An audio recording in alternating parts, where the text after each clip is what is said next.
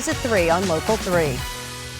Let's talk your money a little bit this morning because we're heading into one of the busiest spending seasons of the year. So lucky for us, Jay and Brittany Hagy with Allon Planning Partners are back on the show, and their topic this morning is actually financial self-sabotage.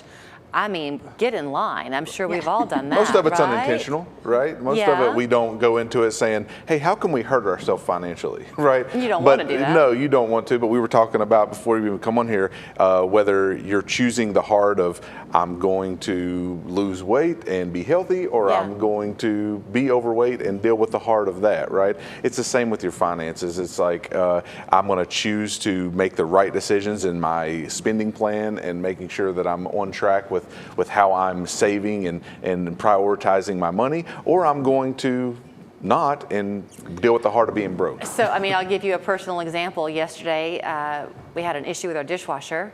And I came home, and my husband's in the kitchen, and there's our plumber, and he says, well, we're getting a new dishwasher. Those have gone up in price, let me tell you. And then my car had an issue, too. So, like, it's the unpredictability of life, right? Yeah. Look for the positive in it, and you got a new dishwasher. Yeah. So. Car was cheap to fix, dishwasher was high. Right. Yeah. Right, yeah, those are great examples of those unexpecteds that you absolutely will face. Yeah. But a lot of times folks think that maybe the IRS is the one causing all the problems, or you know, something outside of them, when really we can unintentionally make decisions and have our patterns of spending or saving, or even just our mentality about how we think about our money and how that actually impacts our day-to-day and big picture financial situation. Y'all were asking me when you sat down, how are you? It's been a few weeks since I've seen you, and I gave you an honest answer. Yeah. And I said, I thought a minute, I said, really, I'm good, because I've, in recent weeks, become a lot more intentional with the way I let my mind work.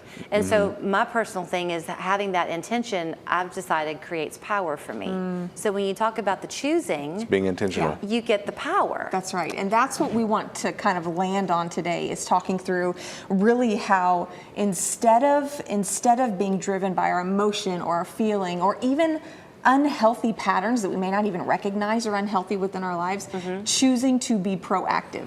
Like pre-deciding, like just like you're talking about, right? Here's how I'm going to look at these things. Deciding before you get there how you're going to respond to these moments. So we are going into the holiday season. So is that an obvious one of this financial Yeah, there can be some self-sabotage? emotional spending there, right? But the holiday season can be that. We see it in lifestyle creep too. Maybe you've made more money this year, which is a great thing, but you haven't put more into savings. You've actually just spent more and increased your lifestyle, which is okay at some level, but you got to be careful not to let lifestyle creep override your financial success, right? I see this a lot in investing. There's a lot of fear-based mentalities, whether it's fear of missing out or fear of losing everything. When the market's going down really fast, everybody's like, get me out. I want to pull the cash. I want to make sure that I'm not losing anymore. When the market's going up, and we've only seen that in the recency bias that we have, it's like, put everything on black, you know, throw everything in stocks and let's just see it ride. You got to make sure you have proper diversification and proper allocation in your portfolio, not just this fear of I'm going to miss out on the return, or fear I'm going to lose everything when it goes down. Right. So we help folks get that balance. Every client's going to be different. Some are going to want more personal guidance from you than others. I get that. A couple of minutes left. Do you ever find yourself in conversation with people saying, you know what, I'm noticing some habits with you. You might want to think about it. That's absolutely what we do, right? We're able to offer a fresh perspective, offer a second opinion and a fresh perspective on what we may see within a certain situation.